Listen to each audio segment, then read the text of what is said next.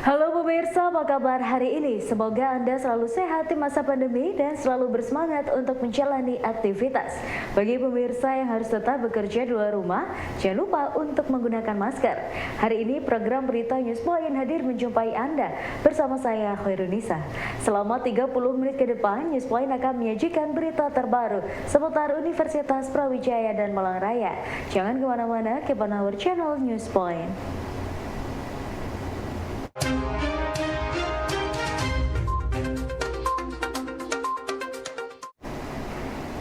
Barisan orang sukses UKM dari Fakultas Peternakan UB bekerja sama dengan mitra dari Kota Batu untuk memasarkan produk berbahan dasar kelinci. Direktur BOS Muhammad Daniel yakin bahwa produk dari bahan baku kelinci memiliki potensi untuk dikembangkan dan dipasarkan serta dapat membantu perekonomian peternak kelinci. Karena di sini kami kan juga fokusnya di bidang peternakan, khususnya di kelinci. Karena kenapa di bidang kelinci? Karena masyarakat saat ini masih awam terkait produk-produk kelinci seperti produk daging, kemudian produk hasil-hasil samping dari kelinci itu jarang diketahui oleh masyarakat. Nah, di sini kami membangun bahwasanya kelinci memiliki potensial buat dikembangkan dan juga dipasarkan, khususnya di masyarakat seperti topi kelinci ada, dan juga abon kelinci juga kami juga produksi ataupun buat, dan juga itu kerjasama dengan vitamin. Kendaraan bertenaga listrik memang diproyeksikan sebagai kendaraan masa depan. Melihat peluang tersebut, mahasiswa dari program Mahasiswa Wirausaha UB membuat inovasi yang diberi nama solar lithium. Dengan memanfaatkan cahaya matahari, solar lithium panel surya portable dapat mengisi daya hingga 200 watt untuk digunakan pada sepeda listrik dan motor. Itu kami berdasarkan melihat permasalahan keresahan lah terkait ini. Kalau di Indonesia kan masalah terkait energi terbarukan sama climate change itu masih kurang banget lah. Nah, jadi kita tuh ingin turut serta lah, berpartisipasi aktif untuk memajukan Indonesia dalam hal pemasokan energi terbarukan. Karena dari data statistik yang dari Badan Pusat Statistik Indonesia itu kontribusi energi terbarukan itu masih minim banget, baik itu dari hydropower atau dari air kayak gitu, terus solar panel juga sama jenisnya kayak gitu. Jadi kedepannya karena ya tadi dari rencana Presiden di Ibu Kota Baru itu kan mau ngeratain semuanya tuh pakai kendaraan listrik ya, terus kita juga udah saatnya gitu berganti ke energi terbarukan, karena dari bumi juga itu kan bisa semakin panas, efek rumah kacanya. Untuk mitra-mitra masih belum ada sih, jadi kita masih nyari-nyari juga, karena dari segi motor listrik itu kan masih baru-baru banget sekarang ya, dari entah itu produsen Yamaha atau Honda itu kita masih baru-baru dimasukin motor listriknya. Terus ada beberapa tuh dari kayak ojek online, sebenarnya udah beberapa itu udah ada yang nyewain sepeda listrik. Jadi kedepannya bisa sama dengan ojek online yang tadi menyewakan kayak gitu, ataupun ke produsen motornya. Jadi kok dilihat dari sekarang ini ya, ini sebenarnya udah masuk rencana kita gitu. Kita kan di sini ikut expo ya, terus sebenarnya juga pengen lihat untuk karena kalau target pasar kita di konsumen itu pada tertarik apa enggak gitu. Terus juga pengen juga narik investor juga. Oke.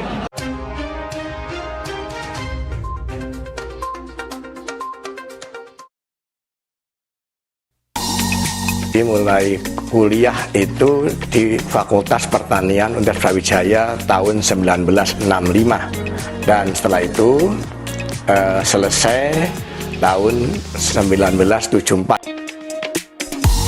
Dalam meraih cita-cita itu harus fokus, yang utama adalah fokus, jangan sampai ke berpikiran yang lain.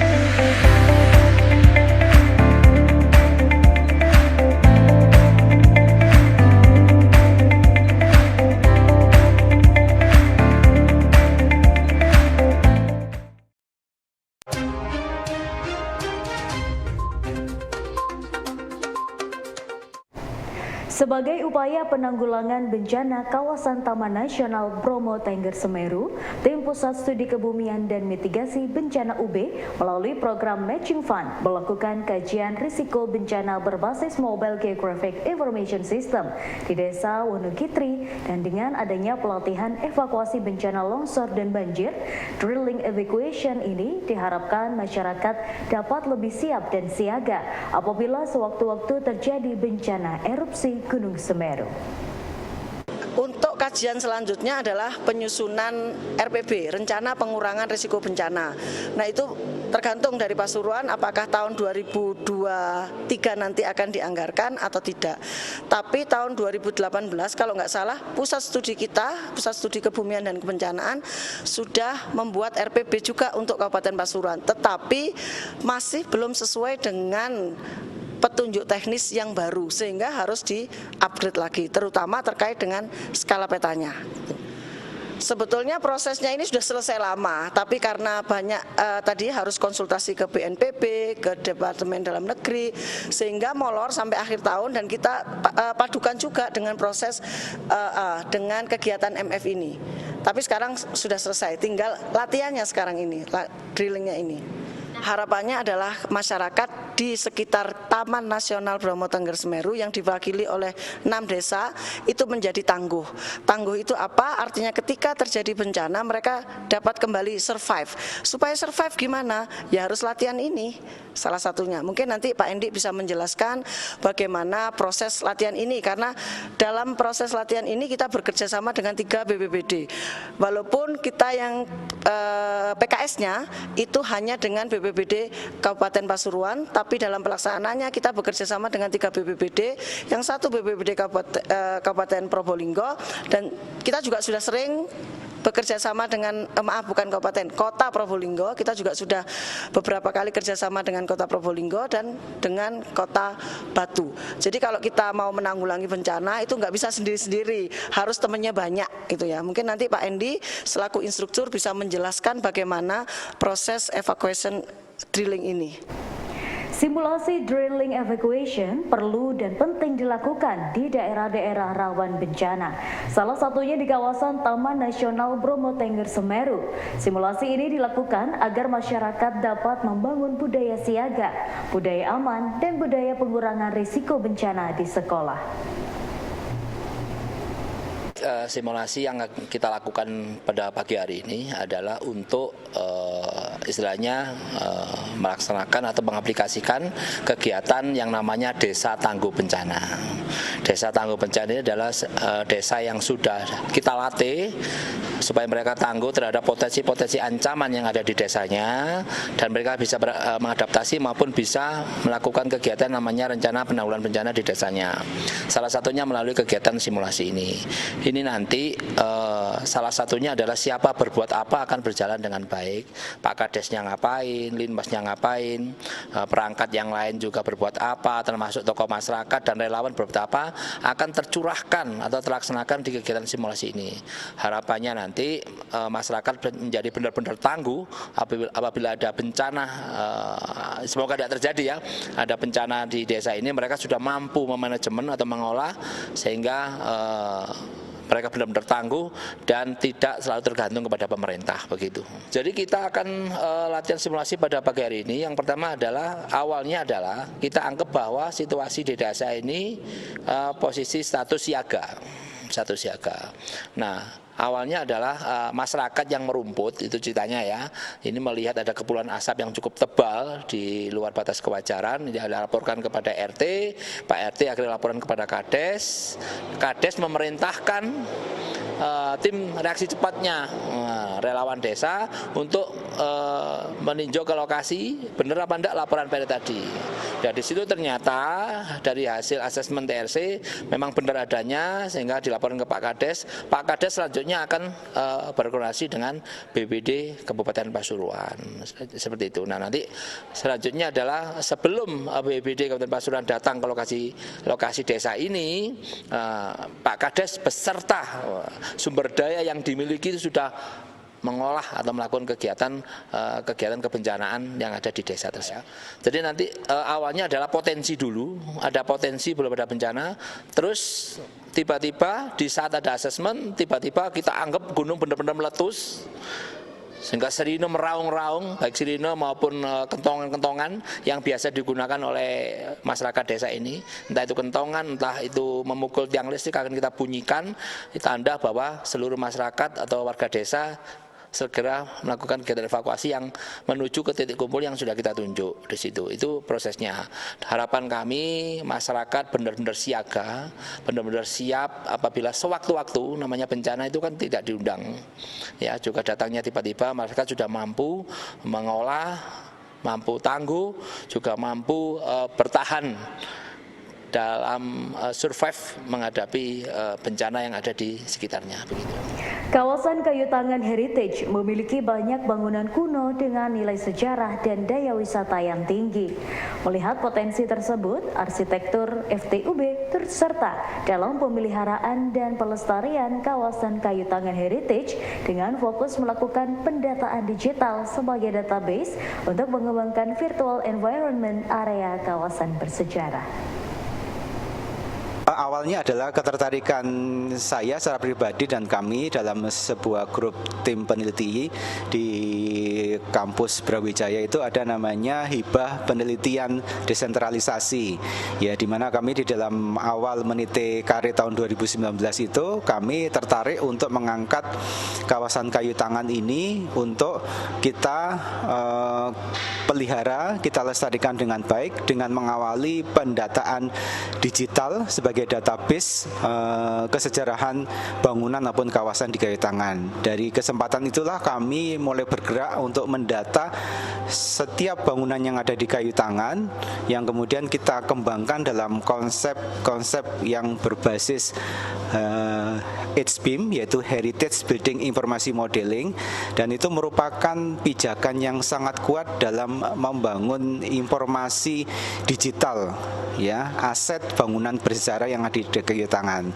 Apalagi kami juga mendengar di tahun 2020 dan 2021 Kayu Tangan mendapatkan perhatian yang cukup penting dari pemerintah, pemerhati kesejarahan, termasuk dari komunitas Kayu Tangan sendiri, untuk bersama-sama dikembangkan atau dijaga dengan baik, yang harapannya itu bisa memberikan nilai tambah secara sosial dan ekonomi bagi masyarakat setempat.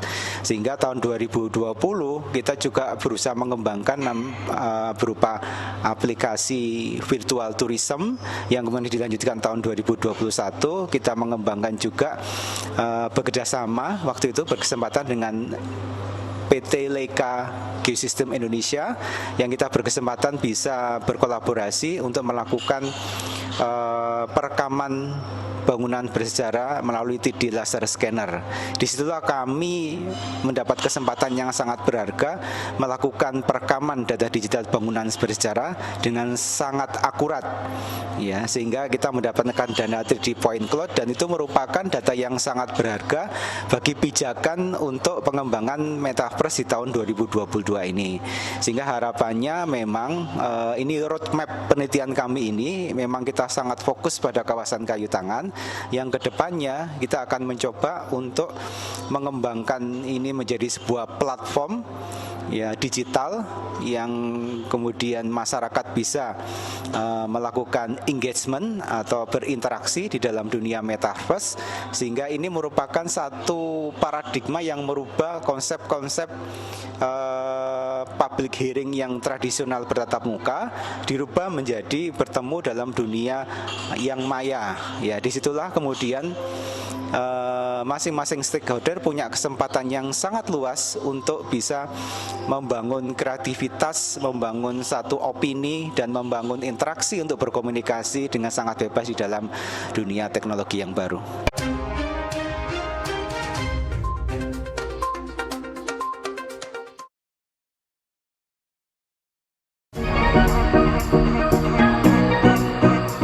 Ya pemirsa, kembali lagi bersama kami dalam program Let's Talk, masih bersama dengan Prof. Trinil. Sebetulnya memang bidang saya itu manajemen reproduksi.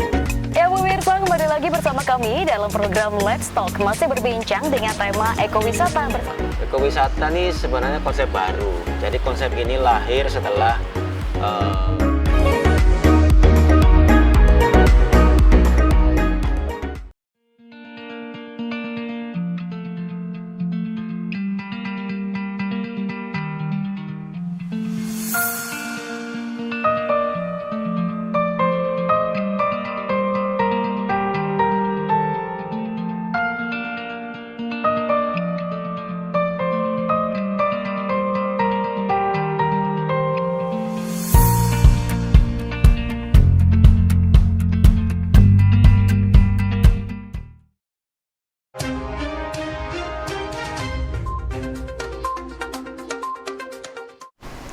Arsitektur FTUB berkolaborasi bersama FX Media dalam pembuatan prototipe Metaverse Heritage.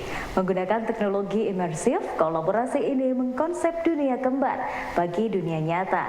Dengan membangun dunia maya seperti bangunan sesungguhnya, masyarakat diharapkan dapat segera merasakan dan menikmati jalan-jalan secara virtual di kawasan kayu tangan Heritage. Harapan kami sebenarnya prototipe Metaverse kayu tangan itu bisa menjadi konsep dunia kembar bagi dunia nyata gitu ya. Apa artinya dunia kembar? Artinya kita harus berusaha membangun dunia maya itu seperti layaknya dunia yang sesungguhnya. Nah, disitulah dibutuhkannya kolaborasi dengan pihak tenaga ahli dari FX Media Internet yang membangun sebuah dunia dengan teknologi imersif. Ya, oleh teknologi imersif itu dengan apa? Dengan bantuan pengolahan aplikasi perangkat lunak yaitu Blender dan perangkat lunak Unity. Nah, Blender sendiri untuk membangun immersive modelingnya, sedangkan Unity ini membangun pemrograman engine-nya, yang dimana di dalam pemrograman engine itu memberikan kesempatan secara luas untuk kita bisa menciptakan interaksi dalam dunia maya dalam prototipe Metaverse kayu tangan. Para Aremania melakukan demonstrasi untuk memperingati 40 hari tragedi Kanjuruhan. Unjuk rasa yang diikuti ribuan Aremania tersebut menuntut pemerintah dan aparat penegak hukum untuk menangkap dan mengadili seluruh pelaku yang terlibat dalam kasus hingga memakan korban sebanyak 135 jiwa. Ini untuk mencari keadilan untuk saudara-saudara kita yang telah tiada kemarin di tragedi Kanjuruhan. Masalahnya dari pihak mungkin kepolisian belum memuaskan, laporannya belum memuaskan dari pihak Aremania. Istilahnya ya, belum cukup istilahnya, gitu Pak laporannya. Jadi Aremania menuntut laporan dari pihak kepolisian dikembalikan lagi, dari kejaksaan dikembalikan ke kepolisian. Aremania menuntut yang menembak, yang mengkomandoi itu diusut sampai tuntas. Gitu. Seharusnya mungkin dari kepolisian, dari pemerintah daerah mungkin Kejari, Malang Kota, Batu, Kabupaten bisa membantu mengusut kasus ini, bisa membantu Aremania, terus membantu masalah hukum ini Pak, biar yang menyebabkan ke 135 Aremania meninggal itu semua diadili, diusut tuntas. Dan itu sebab utama adalah gas air mata, tidak ada yang lain. Kalau masalah apatis nggak apatis itu kan dari pribadi sendiri, balik ke pribadi sendiri-sendiri. Kalau kita sesama kita menyadari kalau seumpama keluarga kita yang menjadi korban itu gimana Mas Yadi? Jadi hati kita tergerak untuk mencari keadilan bersama-sama, semuanya dari kalangan umum, Aremania, mahasiswa, untuk sekedar mencarikan keadilan untuk saudara-saudara kita yang telah tiada. Aksi teatrikal dilakukan para Aremania secara spontan untuk mengenang tragedi Kanjuruhan yang terjadi pada 1 Oktober 2022 lalu. Aksi ini menggambarkan saat aparat keamanan menembakkan gas air mata ke arah supporter Aremania di dalam stadion. Maskot Arema FC, Kukuh Sanyoto mengaku merasakan kepedihan yang dirasakan oleh para korban dan keluarga karena berada di Stadion Kanjuruhan saat tragedi itu terjadi. Kalau aksi teatrikal sendiri Mas ya enggak ada latihan, cuma spontan kita melihat video-video yang beredar di medsos di Kanjuruhan, mungkin kita Aremania mungkin ada yang ditendang, dipukul, ya cuma gitu ada Pak. Ada yang aparat tembak ke tribun gitu. Ya, semua sudah ada tadi di aksi teatrikal itu. Ya yang terlibat sudah pasti Aremania semua Mas. Kita mungkin yang punya hati nurani, yang punya jiwa kemanusiaan mungkin pasti tergerak ini untuk membantu mencari setitik keadilan untuk saudara-saudara kita Aremanita yang telah gugur di Kanjuruhan. Itu, Pak. Ya pemirsa, informasi tadi sekaligus menutup perjumpaan kita hari ini. Jangan lupa saksikan News Point setiap hari pukul 19.30 waktu Indonesia Barat hanya di UB TV, Televisi Pendidikan Universitas Brawijaya. Saya Khairunisa dan seluruh kru yang bertugas pamit undur diri. Tetap patuhi protokol kesehatan, wajib menggunakan masker. Terima kasih dan selamat beraktivitas.